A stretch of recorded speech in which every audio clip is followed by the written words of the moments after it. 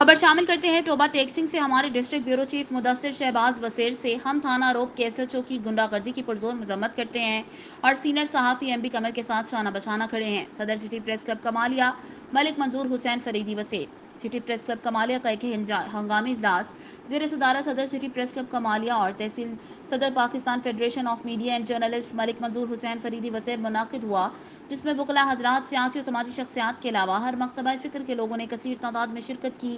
صحافیوں میں چیئرمین شیخ سلمان علی، میاں مرید حسین، سینئر نائب صدر ملک دلشاد ہادی، سینئر وائس چیئرمین محمد رمضان جٹ، وقار فریدی بصیر، میاں ابراہیم، محمد اشفاق بھروانہ، مہر نعیم عباس، محمد یعقوب، حافظ شاہد عمران، حافظ الطاف حسین ہنجرہ، مہر عبدالرحمان روانہ، ایڈوکیٹ فیصل کالوانہ نمبردار نے بھی شرکت کی۔ اجلاس میں ایک مذمتی قرارداد پیش کی گئی، جس میں سینئر صحافی ایم بی قمر کے خلاف تھانہ اروپ گجرانوالہ میں ایک جھوٹا خود ساختہ ایف آئی آر دے کر سینئر صحافی ایم بی قمر کو گرفتار کیا گیا۔